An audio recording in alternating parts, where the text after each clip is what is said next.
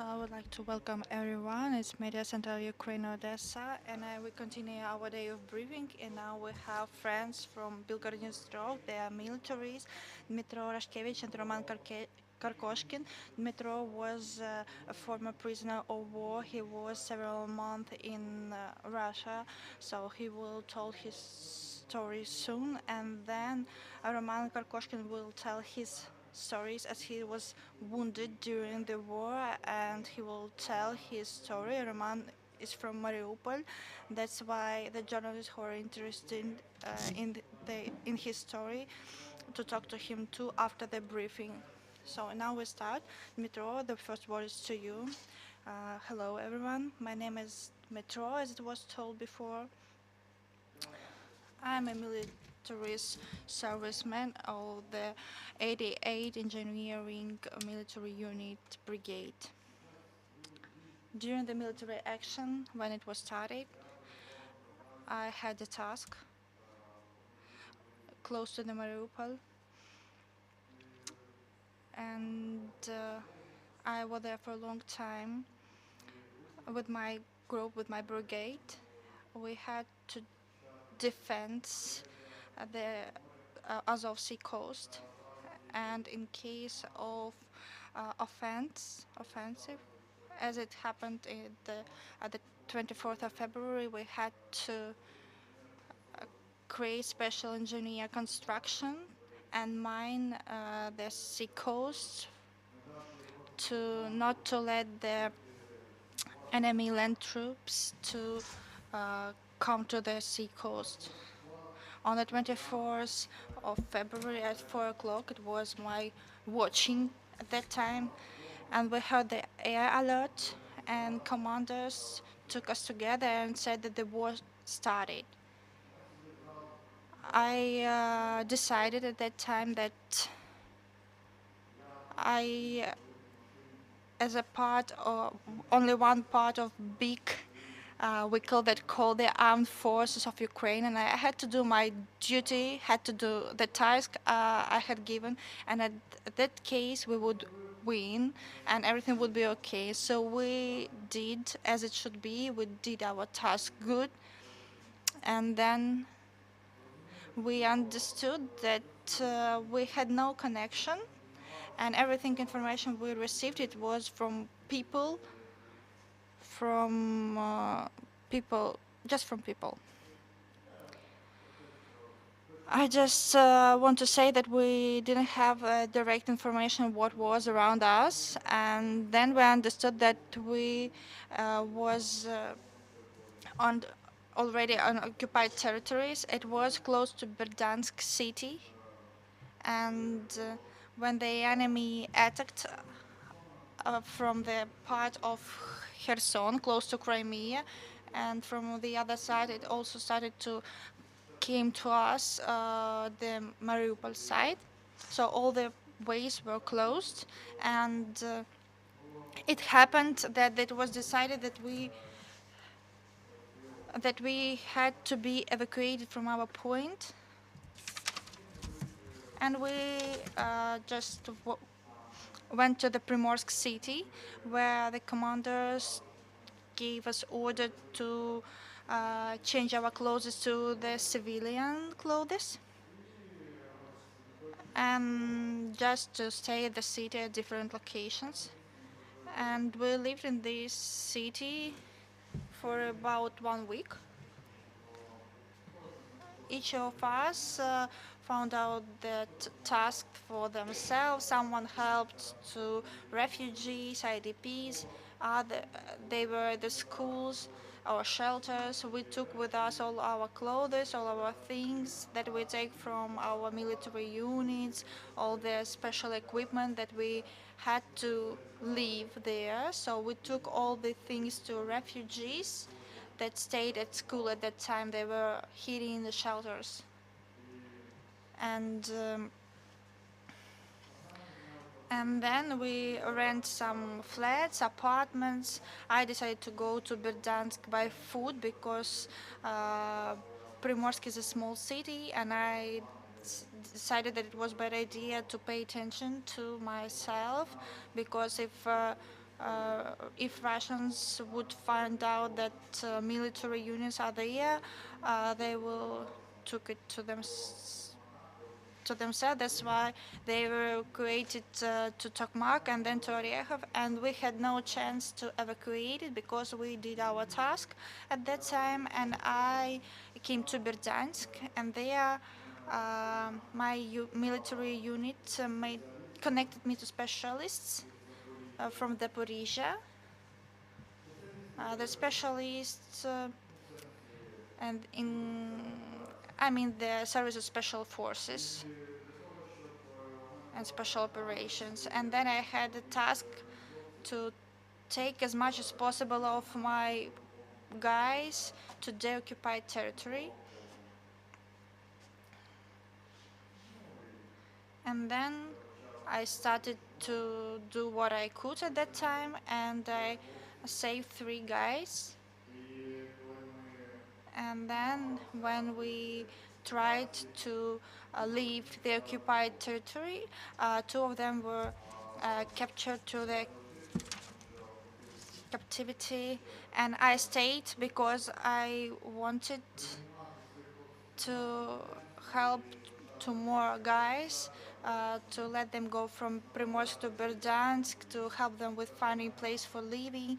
And first my attempt wasn't successful, and Sergei Shatkovsky and Mykola Shvets were taken into captivity, and then they tried to Russians tried to took me to captivity too, but thanks to specialists that helped me, I had many addresses where I could be in safe, where I could be hidden and continue my activity. I helped them too, and so they helped to me, and I helped to them too. I made some photos of policemen that changed their site. They decided to take the side of occupiers. I fixed their locations and sent to the specialists to let them do their work. They could identify them in future and get that they should get. I also helped the refugees from Mariupol. It was in March when many people from Mariupol came to Berdansk, and they were refugees. And when I planned to go from Berdansk, I also wanted to go as a refugee, so I talked to them a lot. There was a family that I helped with their apartments, and they had some cases where I could live, could stay for some time. So this way I spent for about 2 months, and in April, on 26th of April, in Primorsk, where my friends and members of the unit were staying, occupiers came to this place too, and they took them into the captivity too. I think that the policemen who were there told about their locations. This way they could be taken into captivity, and they had these people had tortures, and they led them to had a connection with me to make me into captivity too. So they connected to me. I understood that it was dangerous, but they told that that the occupiers are in the city, and they asked me for help.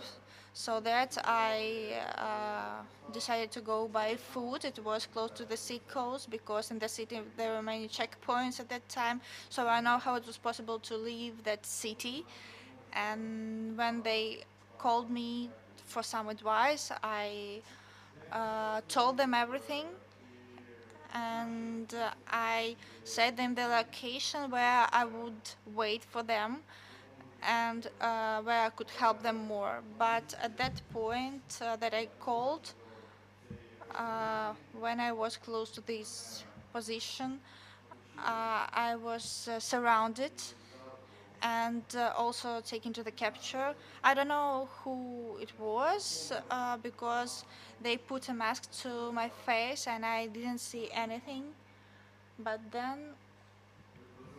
they put me to some location that I didn't know what it was, and then I understood that it was a city police point, and at that place they tried to take from me any information about the position of the person who helped me. They think that there are special operative services in Berdansk, and they thought that I worked with them directly. They asked about the maps of mining territory, the amount of weapons, the storage with the weapons, some bunkers, shelters. About, oh, they also asked about civilians who helped us. So during the first day, I tried to do everything I could. I tried not to say anything.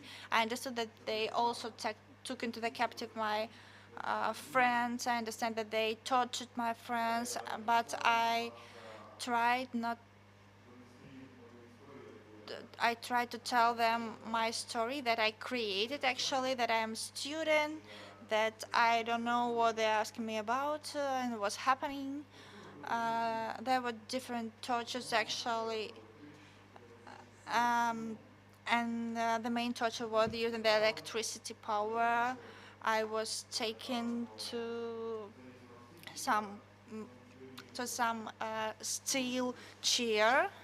So I was put to the steel chair, and I cannot to move there, and they use some electricity to as a torture to get some information.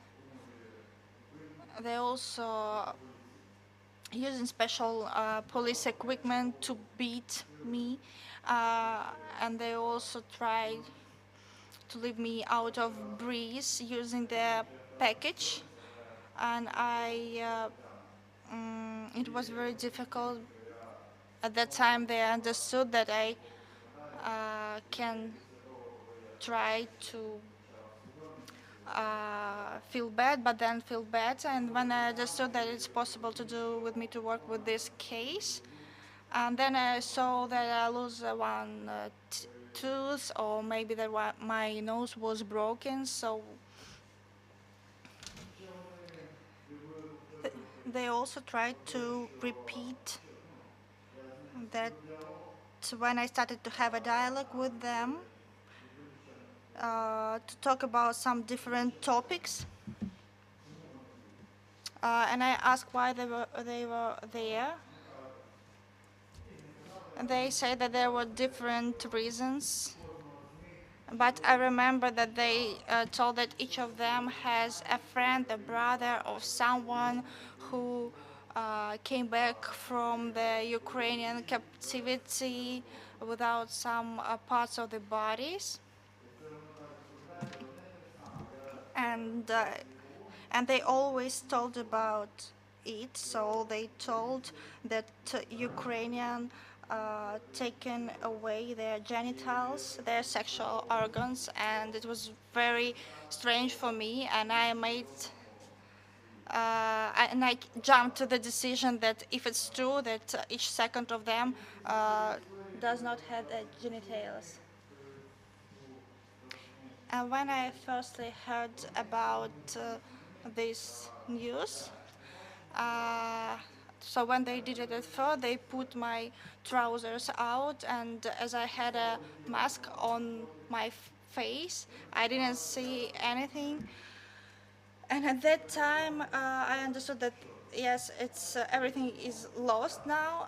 And at that time, they started to put something to my genitals, and I didn't understand what it was, but I understand it was something. Uh, but then I understood that they just wanted to use the electricity this way. On the second day, they they gave me my phone, they unblock it. My phone was clean. There was no any messages, so I tried to do everything as I should do to make it clean. But Telegram has very big, a very bad fault that fixed everything that you saw in this Telegram. So this fixes everything that you have seen in this Telegram, and they showed me my photos in my military uniform and different um, things that prove that I was not a student, and my created story was failed. And I really was very scared during the second day because at that time I thought that it would be very difficult for me to stay by my side and try to make sure for myself that my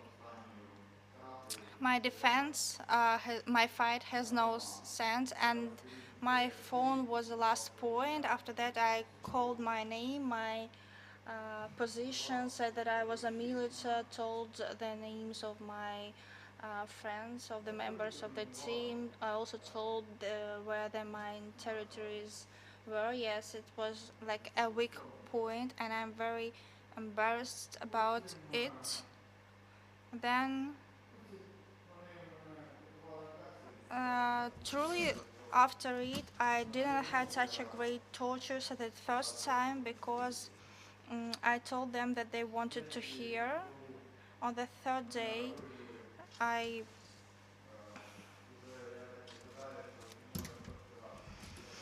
I was taken to the other group because at first group there was taken from some kind of units, and then there was a special service that talked to me. He, they they took these faces away, so I didn't see who it was there, and I tried to have some orientation localization where it was, what it was, but in general, at that place, they tried to mask how they talked.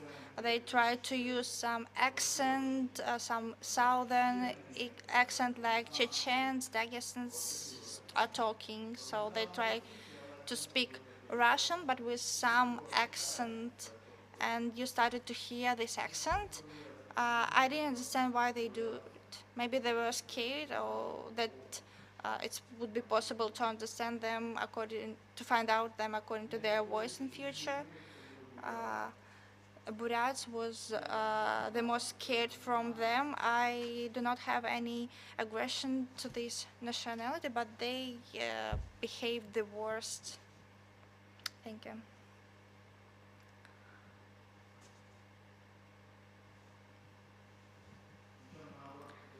So I didn't have nothing against this nation, but these people who came to our country from Buryatia, they they are animals. They are not people.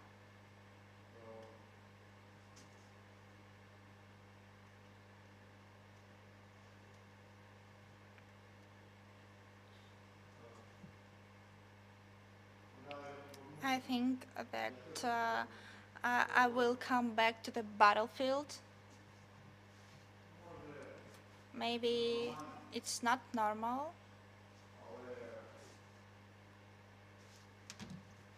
but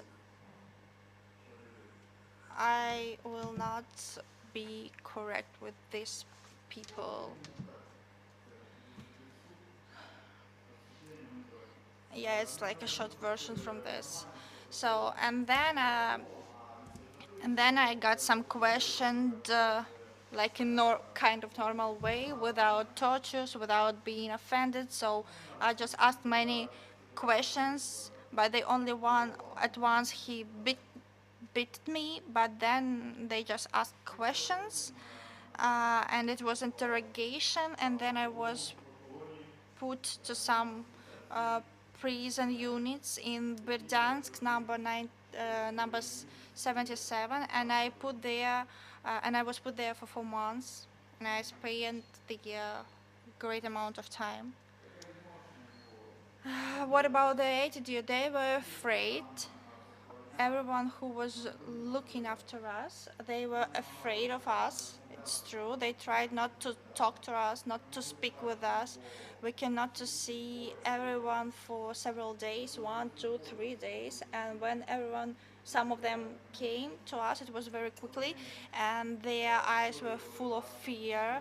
They repeated the same stories about that we were banderivci, and we were doing some kind of alive sandwiches. As I understood, it was special methods to, of defensive. So I mean, when when in a multi-flat house, on the first flat you have civilians, on the other flat you have militaries, and then on the one more flat you have civilians again. So it's like called to life sandwich. And they also told many stories about the genitals again, about sexual organ. What would like I to recommend to the people who were taken in the captivity. Don't forget that you're in captivity and they are enemies. And please do not listen to anyone and do not talk to anyone.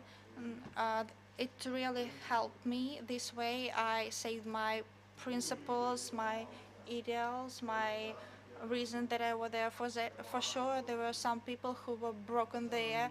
I heard many stories. I couldn't see anything because I was closed with a metal door, with a steel door, but I heard a lot.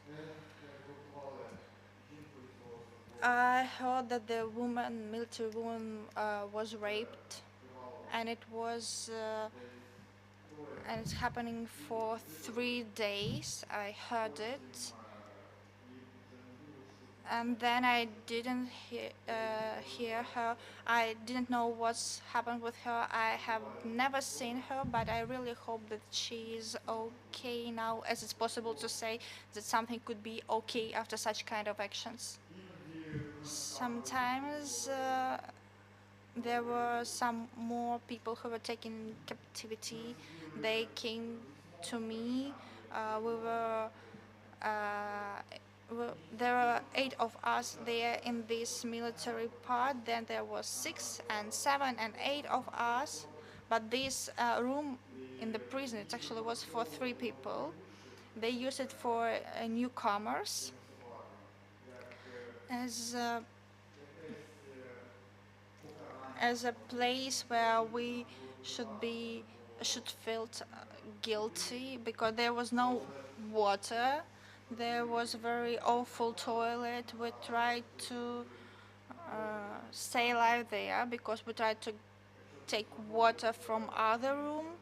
Uh, if someone came through us, they help us with water through the bottles, and we tried to drink as less as possible.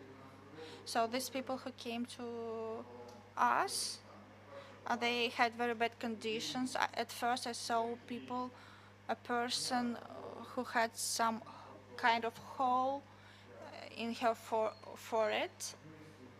So maybe she was beaten very hardly by the forehead because it was kind of hole. I even had a joke at that time that he could close his nose and try to uh, put the air into this hole of the forehead. So this man was tortured for a long time. I remember the people who did this task, I mean the tortures. One of them I could even remember, I can say that it's he even without the mask. I think that when we'll meet again, thank you. He at that time he will feel everything that he should feel, as he did a lot of bad things to many people. Even if I don't meet him again, he will get everything he should get from someone of other soldiers or from other people. So he will pay for everything he did. So during the 4.5 months that I spent there, I was thinking about my family, only about family, because at that time I didn't think about myself. It has no reason, only about family. At once, to be correct, yeah, at once, we were put into some place where they could uh, put us in a line and put uh, put us into one line, and they wanted to shoot us to make like kind of execution or massacre, because they will put us into one room. And I understand that the amount of people that were around me, they're getting less and less amount of people. And at that time I heard also some explosions, some sounds of shootings. It said that I was not first in that line, because at that time it would be easier to understand what's happening. So, and after each shooting, I understand that there was less amount of people around me. Uh, and when we were also put in this room, they just uh, they just took one thing that explodes close to me. It was kind of firework or something like this.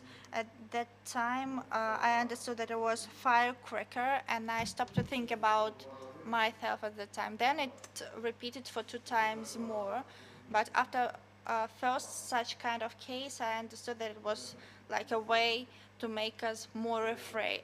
And next times, I was not so shocked about this, but for sure, newcomers were very afraid of this.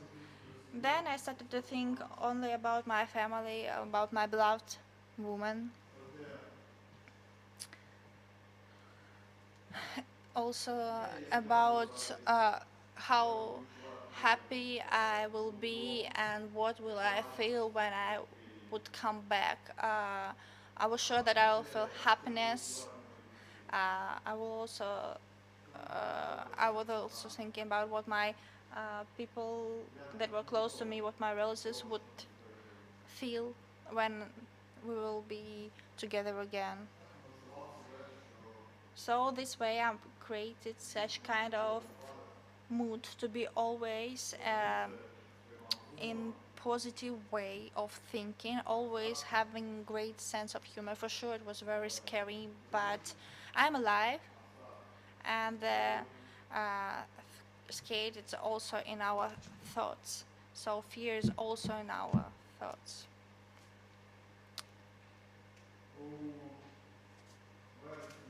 In September, there was an event that I was waiting for all this time. I thought that it was this event that I was waiting for. All of us were taking and closed our hands, our eyes, and they said that we were going to the exchange. They put us to the car, to the KAMAZ, and there also was some special bags with fuel, and we were in this car with also with the fuel. And at that time, I started to understand what's happening. I started to think that it was not about uh, exchange. So I stayed close to these bags with fuel, because if it's the last day, it could be the last day as soon as possible. And we were not taking to the exchange. We were taking to Sevastopol, the city in Crimea, and they took us there, and then at that place, they were well behaved to us, and I promised to these soldiers in Sevastopol from that side. Yeah, they were racists anyway, but they behaved as soldiers and the military people. That, and I promised to them that I will tell everything as it was. I promised it to them, and at that place we start to feel better. We had good food. We had some kind of freedom in communication. We could talk to each other because during the last 4 months in Berdansk, the, it was the greatest fear that is possible to hear. It's when you hear that they torture someone, and also you had a greatest isolation from all the world, greatest isolation of the vacuum. You felt like in the vacuum. You didn't know what's happened with your family, with your friends, and at the same time, if they have some kind of situation where they can talk to some of them, they talk that it's everything, that Odessa, for example, was captured. Kiev is also captured by Russians, so we got only such kind of information. So they also thought that only the west part of Ukraine is still uh, isn't captured. So it was the information that we received, and you can imagine what thoughts we got after such information. Only the word thought that's possible to imagine. In Sevastopol, it was better with informational freedom. For sure, there were Russian media, but if you look through this Russian media with criticizing them and paying attention to some details, it was possible to understand the real information. We talked to each other. At that time, at that place, our local military police worked with us. They made some protocols, and there was no that some they made us physically to write to sign some documents, but in moral way they told that we should apply some documents, and if we will not to do it, uh, they will not put us to the exchange procedure. They didn't let us to read these documents, but I found out one document that was failed, and they tried to, and that way I understood that they tried to do from all the polls to make them as a people who could be the people who can prove the genocide of Lugansk and Donetsk people, as so they tried to make the witnesses from us to these accidents. Maybe it was some documents that could prove the things in case if this deal will get to the international court. Maybe it was their plan to show some proofs at that time. But I think that it would not help them anyway. After that,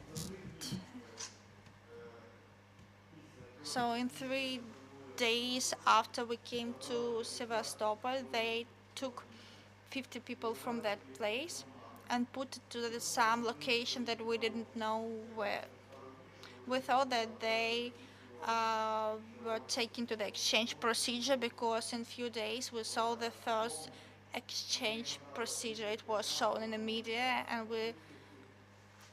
and as we know, and we knew that 50 people were taken back to Sevastopol. I mean, Russian people were taken back to Sevastopol, and from our side it was taken 53 persons, and we really were sure that it was an exchange, and we were very happy about it. But in 4 days after it, uh, they came back 6 people from the 53 people that they took away, and these people had broken arms, broken legs, broken parts of body, and one of them was in very critical condition because he had no chance to move, to go to the toilet and so other things.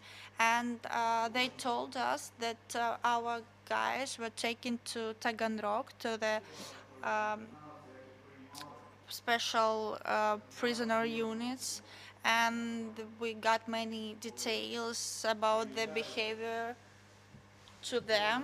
For example, when you come to this prison, there you may see the line of special forces, and all our guys should come through these special forces, and they were beaten very heavily by them. So these guys that received some wounds, it was the way how they received it.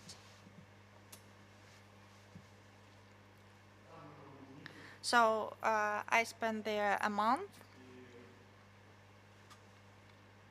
and then we received new news about exchange, and at that time I didn't believe about that. I thought that it was about Taganrog again, and so I had no belief that it's exchange. But then a truck came again, and we again were putting to some place. It was the same with the first time. Actually, it was funny at that moment that each truck they have a special washing machine. It's not a joke. It's true. I thought that it was kind of propaganda from that side and from our side too. So I thought it was a joke from our SME that Russians taking away toilets, washing machines from our places. So I didn't see any toilets, but I saw the washing machines 3 times at least. Each truck had a washing machine, and I saw again some special bags with the fuel, and I didn't understand why they use these bags for fuel. They use plastic bags, and I didn't understand why, because it's forbidden to use plastic bags for fuel. I think it was just to make in case that there would be an explosion of these tracks, to have no evidence, no things of what was in this track. When I was in this track, and when we were driving, I saw the way of sun at that time, and I understood that we were going to the north. And if you go from Crimea to north, it means that you go home. It means that you're on the way to Zaporizhia, and we always were on the north way. I didn't believe till the last moment that it would be an exchange till I haven't seen a person from our side who was coming across the bridge in our uniform, and and he had a civilian kind of uniform, but he also has people with him in Ukrainian military uniform. It's impossible to describe this feeling. It's impossible to tell about it, but I will try. It's like y- someone will take you and shake as much as possible to take everything from your body, and then they will take you away. So it was the condition that I had at that time. And then our guys took us to Poltava, and we had a rehabilitation there. It was a very nice place. Uh, at that time, I saw at first that someone was smiling to me, and I felt that, as is possible to say, that the people were thinking about me. They were not indifferent to me. And at that time, I had the same feeling when I got back home. It was the same feeling, absolutely. Someone shook you and then let you be free. So that's all. It's my story, and now I'm here, and soon I'm going to get back to my service. I would like to change a bit the profession, and then I'm a commander of the unit that's working with a breach, but I wanted to do something that I could do better, and would be something that would be more useful according to my opinion. Thank you for your attention. Thank you for your story and for everything that you come through. I would ask you to come to the question, and we have the second member here today, second participant. He would talk about himself, and so if someone has a question to Dmytro, please do it now uh, to change our next stage of the briefing. So please use the microphone.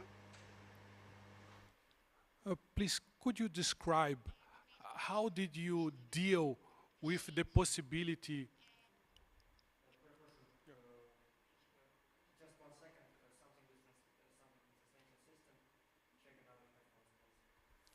Please, could you explain, could you describe how did you deal with the possibility of dying like in a daily basis? How did you deal with your mind, with your fears of dying?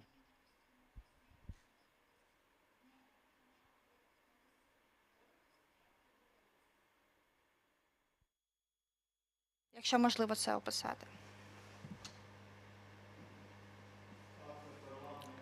So the broken moment was when when they wanted to shoot me and I was putting in a line with killer, it's possible to say, and at that time I could say that I died in my thoughts at that moment. And then I understood that I would continue to live, and after that it was like a vaccine, and after that nothing is a fear, and there is no fear of death after it, and you see no sense in thinking about it after you had such experience. Yeah, thank. Next question. You just thanked to everyone who heard you, and we want, it's my personal opinion, I want to thank you for your service, for the thing that we see you now. And I want to ask you about your time spending in captivity. Uh, During all the time that you spent there, have you just seen at once the members of the Red Cross Committee that should look after the conditions where the Poles are spending their times, where they're living? Have you ever seen the members of the Red Cross Committee during that time? So I will give a short answer. I have never seen no one of them, no one representatives. I haven't seen. I just heard it once about them in Sevastopol, but they just told that yes, there were, but I haven't seen them. I saw some brochures of the Red Cross. It was like the recommendation of our of behavior to us and our rights and duty that we have, but it's everything that I have seen at that time. Thank you. Next question, if we have. So we go to the next stage now. So I would like. Roman was wounded, was injured during the military actions. He the best friend of Dmytro and asked us also to give a chance to talk about his story. So Roman, the word is to you. Yeah, I think it's my story. It's a really shorter one.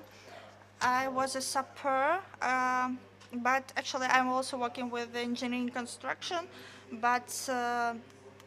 But Ukrainians are very easily in learning new skills, and I became a deminer. It was very quickly to happen.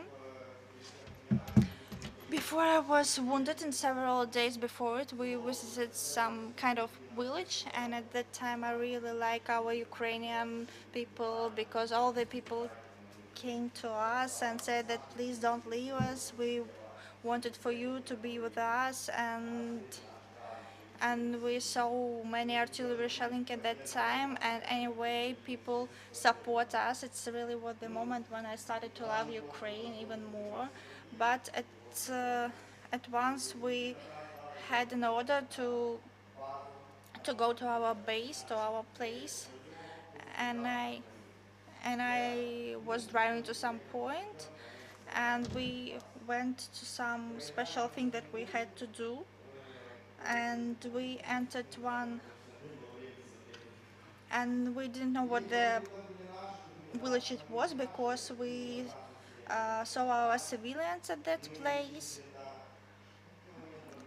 and in somewhere in 2 kilometers we as it was night, and we had not a big speed, about 30-40 kilometers, and it was our way to Trotil, to take in more Trotil, but they started to shell our cars, and at once I started to see the shelling. I just ran out of the car and started to make some fire, and on the third car I also saw that he was shocked, and I ran to him, and at that time I got wounded in my elbow, and I tried to hit somewhere at that time, but as it said, I had all my eyes in my all my life in my eyes at that time,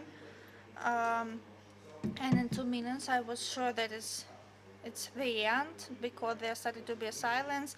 But then I saw that yes, we got some kind of victory in that case, and my friend helped me at that time to stay alive there. Uh, as and what can you tell now? Um, I'm waiting for some kind of implantation because I need to get some help there, and now I need to get some implant. Now I'm in a special key to receiving the implant, but this key is saying in a in the same place.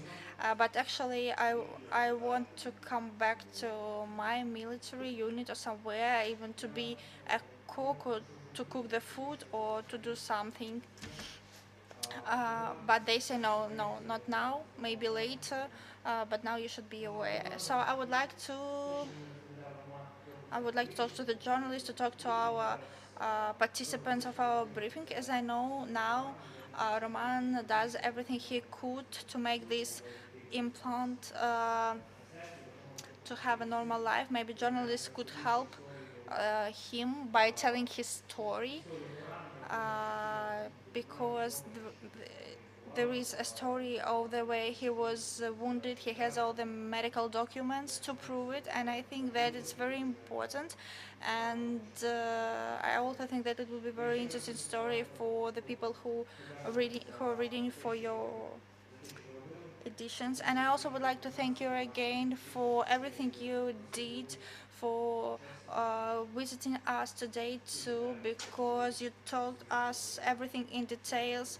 Thank you very much for your talking, for your speech, and I really hope that this situation will never repeat with you or with your relatives. And next briefing we will have at 2 o'clock. We will talk to the head of the Kherson military administration, Helena Lozova. I hope she will tell us a bit more information about what's happening now on the Kherson way. Stay with us. The next session will be very soon.